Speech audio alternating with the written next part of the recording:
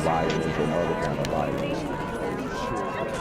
Get away! I could be at work, at school, in my car, I can still get shot by the police, but I can get shot anywhere. So it is what it is.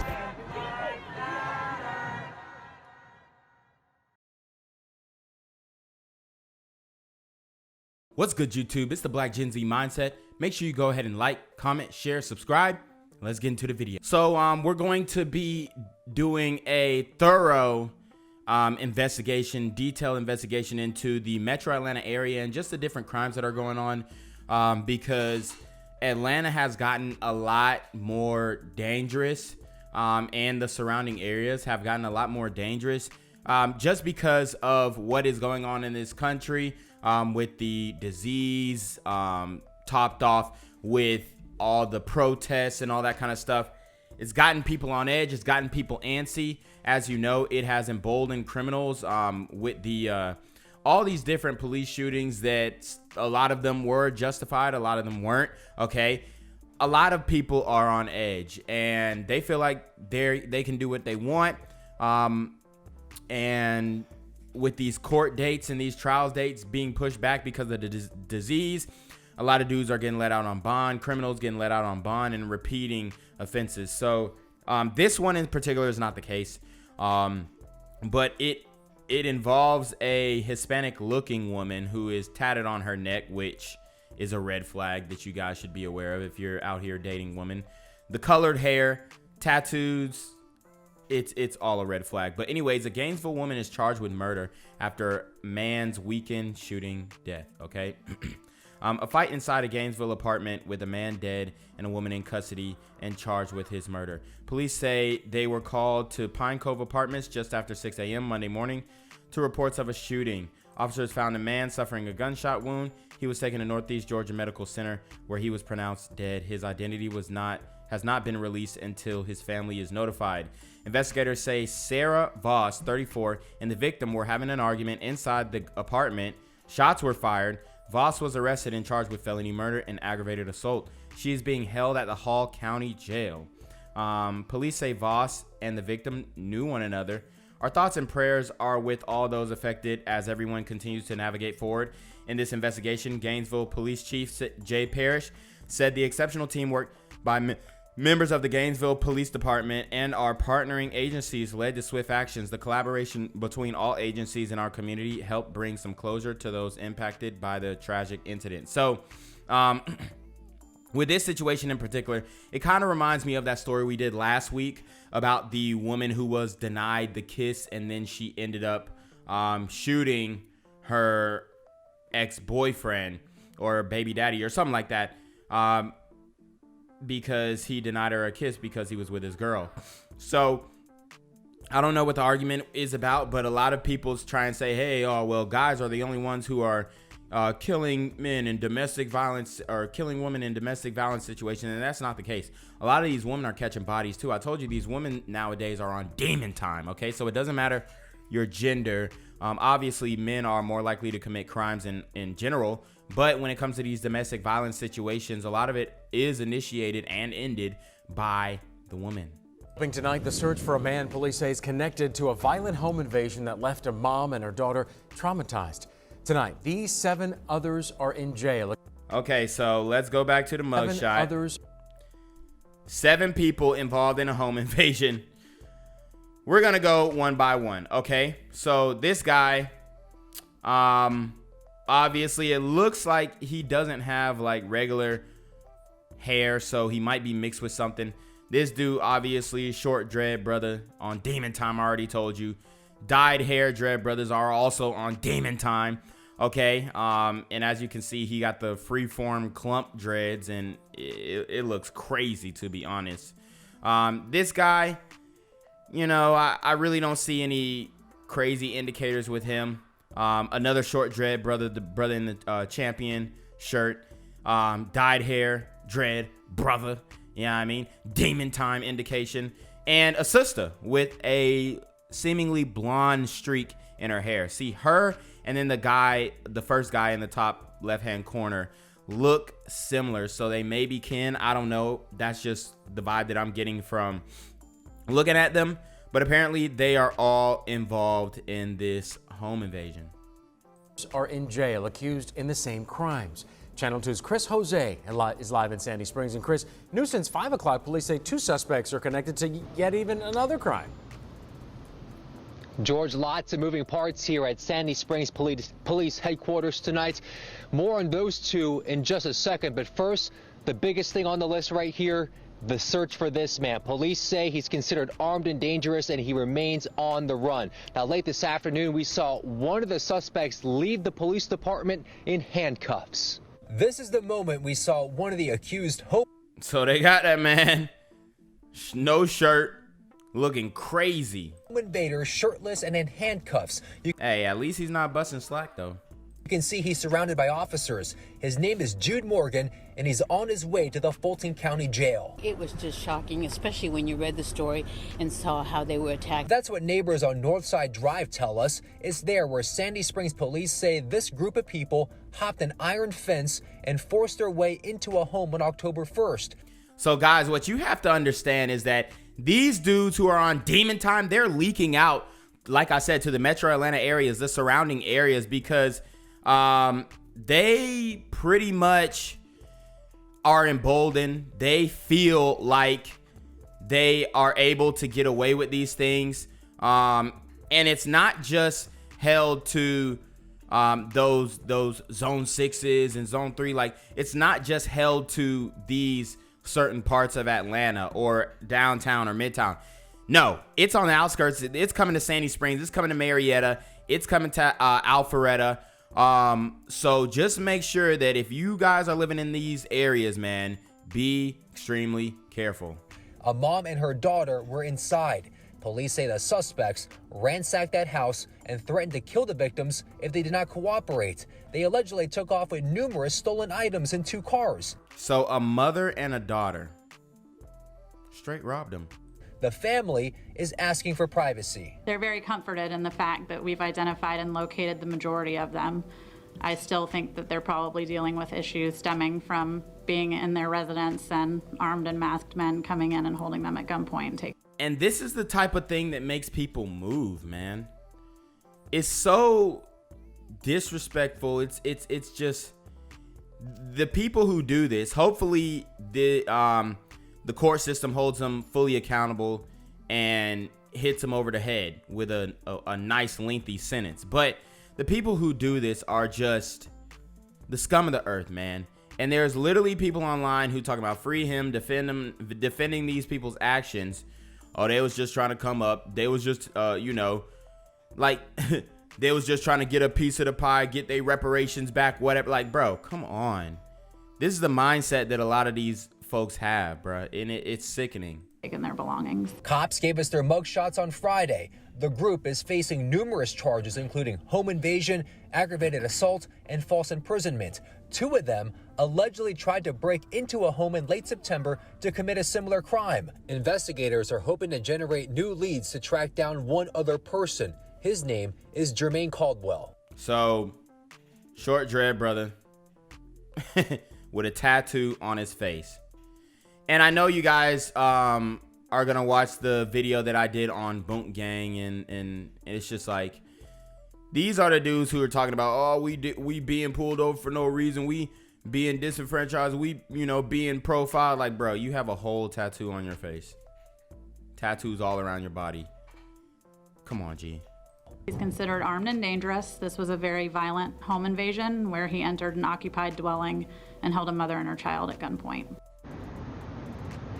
And here's another live look at Caldwell. Again, police say he's considered armed and dangerous. If you see him, call 911. The police captain here at Sandy Springs Police tells me the victims remain traumatized. Live in Sandy Springs, Chris Jose, Channel 2 Action News.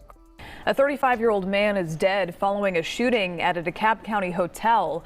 Police say this happened on Saturday just outside the Havana Hotel on Memorial Drive. So, guys, DeKalb County, also Metro Atlanta area. There was a shooting. As you can see, it's a whole bunch of brothers and sisters outside of this hotel. It's a pretty cheap hotel.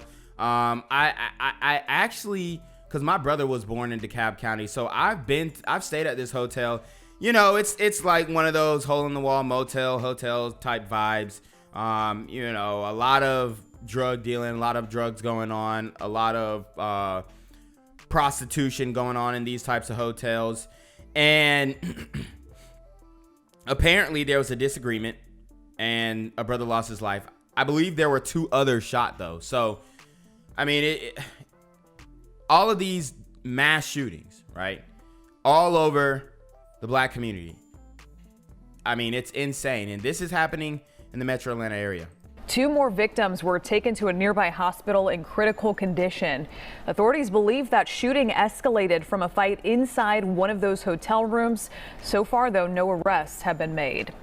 All people want is for their neighbor to take out the trash, right? But instead, this home, look at it. This is in East Lake, and it's been filling with garbage for weeks. And despite constant complaints, Dekalb County hasn't done anything about it. Okay, so we're doing this story out of DeKalb County just because I wanted to kind of show you the environment of DeKalb County. Now, this is not all of DeKalb County. Just a lot of black communities in DeKalb County and a lot of black communities across the country are like this, where you got neighbors who are pretty much hoarders and bringing down the property value.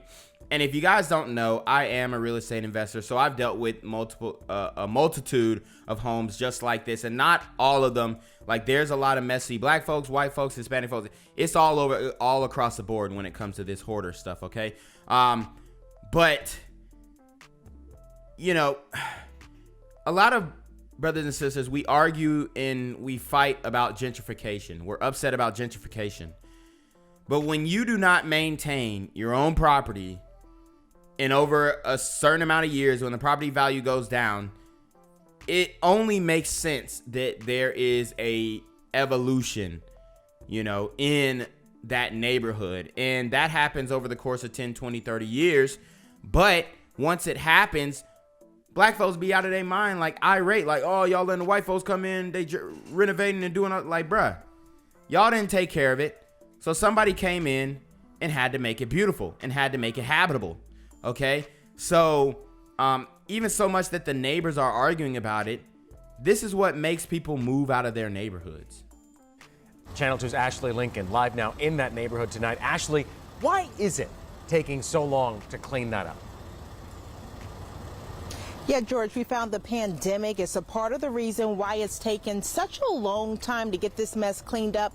But we spoke to residents out here, and we found that a lot of the homes around this problem property, they look like this, very clean, clear of debris. But when you encounter this home on this street, you get this entire mess. Residents say this stretches all the way behind the home, and they say describing this property as a landfill is putting it lightly.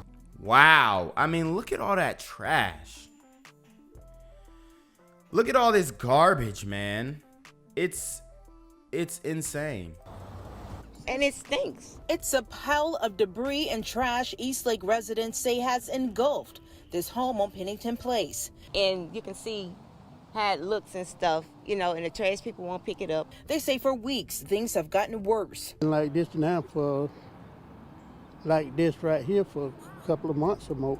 Trash spilling onto the street, containers in the backyard, and even a chandelier hanging from a tree. Can't enjoy your own property. These folks is fed up. They're fed up, okay? And honestly, they are risking their life talking about this because this would be considered snitching. But I want you to pay attention to this sister's shirt. It looks like it says Trap Life. Okay. So, you know, not saying that she is a dope dealer or she's smashing the plug or whatnot. But I just thought it was interesting that she had that shirt on. Horace Williams lives next door to this property, and he says not only is it because this is what they call a trap house. This is what the trap house looks like. Okay. Messy. Plug wants you to come around back. All that. An eyesore. It's creating a rodent problem for the neighborhood. Rats, roaches. I couldn't say how much money I spent so far trying to get rid of the roaches. Geraldine Huff and Audra Marshall live down the street. They say the issue got worse when the former tenants were evicted earlier this month. Since then, they say they've seen people dumping trash onto the property. Wow. So the tenants were evicted. The house is a mess. Honestly, this would be a great wholesale deal. Okay? It'd be a great wholesale deal. So, yeah, I mean, if you guys are into real estate wholesaling, I don't know. I'm going to look and see if I can find this address. But, I mean, it looks like there's hella points of motivation. The house is ransacked and it needs to go. Last week they had the yellow truck. Yeah, but they never did haul anything. I went to the door to see if anyone was inside, and no Girl, you better be careful. one came to the door. According to DeKalb County records, the property belongs to a Decatur couple. I went by the home to speak with the owner. A man who came to the door offered to sell me the house on Pennington Place. But when I told him I was with Channel 2 Action... Oh, so he's motivated. He's motivated. This honestly looks like a good deal. I mean, if they got in contact with him, hey. News, he denied knowing anything about the property. So you're saying it's not yours? Residents say they've been told by DeKalb County Code Enforcement this property is on their list to address. However, they haven't taken action on it yet because of staffing shortages related to the pandemic. According to the county's ordinance, this property is in violation of at least 8 ordinances relating to homeowners properly maintaining their property. It's just a mess. We want somebody to do something about this. And this is where real estate investors come in. You know, if you guys are interested in real estate investing, check me out on YouTube, The Real Hungry Investor, and I will show you how to take properties like this and turn them into beautiful manifestations that can light up the neighborhood, okay? But this is where real estate investors come in. You come in, you get the property at a cheap price because they ruin the property value, so you have to buy it cheap.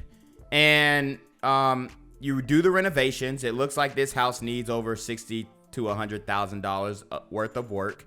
Because those dump trucks, it'll take a lot of money to get that trash scooped up. So probably 5, 6, 7, maybe 8 dump trucks, depending on how deep it is with trash on the inside.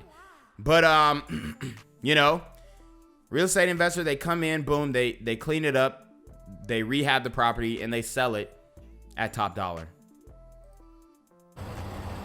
Ashley, question for you. Other counties, they must be having nuisance issues too with properties. This can't be the only one. Yeah, we wanted to find that out, George. I reached out to the city of Atlanta and the city of South Fulton to see if they're dealing with any delays or backlogs related to code enforcement or code enforcement violations. Now, they have not gotten back with us. Now, DeKalb County, they did tell us that they are looking into this situation, and hopefully we can get an update on this story as to where the future of this property stands, George. Ashley, 2 things. One, you knocking on that door, trying to get the other side of the story really brings it home. But that pile of trash live behind you, can't believe those people living there have to deal with that. Ashley Lincoln, thank you. And when you Much new from overnight, an argument outside a restaurant near Piedmont Park ended with a man dead. Channel 2's Darren Moore is live in the parking lot where this happened. Darren, investigators are calling this senseless. Yes, they are. An APD said an argument led to the gunfire when someone was leaning up against a sports car. But this is the video we gathered for you from overnight. Wow. So somebody leaning on your car. And, you know, I feel for the car owner. Because this is how it goes. You go to a club, you post it up, you about to leave. They leaning on your car. They taking pictures in front of your car. They post it up in front of your car. A lot of these brothers like to flex in front of other people's cars, and we know this because we all have Instagram. So you see these dudes posted up on your car. You go up to them. Hopefully he approached them politely. Maybe he didn't. But let's just say that he approached them politely, which most people would do. Hey, man, yeah, I mean, I'm about to leave. Y'all mind getting off my car? Y'all mind hopping off? Yeah, I'm just about to back off. These dudes will come, man, who you talking to, da-da-da-da-da, whatever. These dudes will, man, F your car, kicking your car, doing all this stuff. That's the type of dudes that we got in a community. Unfortunately, dudes who you can't tell them nothing, dudes who do not want to listen to authority, dudes who don't have ownership of their own things, so they, want to flex and destroy other people's property. Where Atlanta police said an argument near an orange sports car turned deadly in the parking lot of a Midtown restaurant. Now, investigators said a man was shot at least once in the chest by a man leaning up against his Jaguar. Now, police believe several people saw the shooting but didn't hang around. Of course, we'll check with APD throughout the day to see if they ID'd the shooter and bring you any new information on Channel 2 Action News at 4. Good afternoon, and thanks for joining us. I'm Sophia Choi. We're going to begin with that developing story in South Fulton County. 3 people shot and killed at a condo complex, and now 3 families are mourning, and police are searching for who did this. Channel 2's Christian Jennings brought this to you as breaking news on Channel 2 Action News Sunday a.m. She's live at the scene. And Christian, neighbors say violence there happens daily. And Sophia, we're waiting to learn more about the victims too. You're right though, people are sad, they're frustrated, they're angry. One of the condo owners here, one of the units, she told us that one of the things she's most frustrated about is this right here, this gate behind me. You can see it's open. It's been like that since we've been out here, and apparently it's been broken for years. Wow. So you got a gated community in South Fulton, Metro Atlanta area, and these folks who are on demon time are able to go in and out. So they're paying for a gated community that isn't even gated, that doesn't have their gates up, because they're looking for safety, right? But these dudes are able to just come in and out of the property. It's insane. She wants it fixed, and she wants to feel secure and safe in her own home. South Fulton police spent 8 hours at the Camelot condominium complex on Old National Highway Sunday morning after 3 people were shot and killed here around 1:30. I heard the shots, but that's not anything unusual. They start shooting around here a lot of times as early as 5 in the afternoon. Look, and this sister right here, we spotted. God bless her heart, Condia Perry. She knows about the shooting. She knows about what's going on in the community. She lives in the community. She is directly affected by it. But she's still woke. She's still on that BLM vibe. She's still on the protesting vibe and white supremacy, this, down the third, disenfranchisement of da-da-da-da-da. Like, she's still on that. You could tell. She's still on defending these brothers. You could tell. So it's like, I don't even think there is a solution when it comes to our sisters, because as you can see how they vote overwhelmingly Democrat in these democratically run cities. It's just like they understand the problem, but they don't want to implement a solution for some reason. And we've done so many stories on sisters getting murked by brothers, not feeling safe, kids, all that. So we need some type of accountability to be pushed, to be had in the community. And it's going to have to come from the sisters because, quite frankly, they're the leaders right now. 5 in the afternoon. We spotted plenty of shattered windows. Family members and friends of the victims stood by and grieved as police launched their investigation. That's hard. I've never seen a body bag, a person be rolled out in a body bag. So this is my first time. And like I was telling her, it did something to me just then, to know that, and then to know that it's at your home. Condia Perry lives in the complex. She's fed up with the crime and the lack of security. She pointed out that the front gate, for example, is broken, wide open, and has been for years. A board member for the complex told me by phone they recently got a license plate reading system put at the entrance, but Perry feels it's not enough. No, we don't need a license plate reading system. We need you guys to be able to stop people who don't live in the community coming in. The only way they should be able to get in is through a gate code from a resident. It takes nothing to secure that gate. We've had talks about that. We've had the South Fulton Police Department come in and have meetings with us. But let me tell you why they're not securing this gate. Because every time they secure the gate, y'all know it's a black community this time third. Dudes will run their car straight through the gate. It doesn't matter. So they're like, man, we tired of fixing it because y'all keep breaking it. Not her specifically, but there are dudes out there who will just run straight through the gate. On how to better secure Kamala, because it's tiresome for them even to have to keep coming out here every single day because of shooting. Now, that board member we talked to said there's no plans right now to fix the gate because of financial reasons, but here's that flock. They said they hurting. The pandemic done hurt them. He said folks ain't paying their rent. If y'all was paying y'all rent, we'll fix the security, but we just gonna let whatever go down and flush you guys out, get the new tenants in when we can start evicting again. Safety license plate reading camera. We've been seeing these all over Metro Atlanta. The hope is that this new system here will help this community. Reporting live in South Fulton, Christian Jennings, Channel 2 Action News. Gang violence and other kind of violence. Guess what? I could be at work, at school, in my car, and I can still get shot by the police. But I can get shot anywhere. So it is what it is.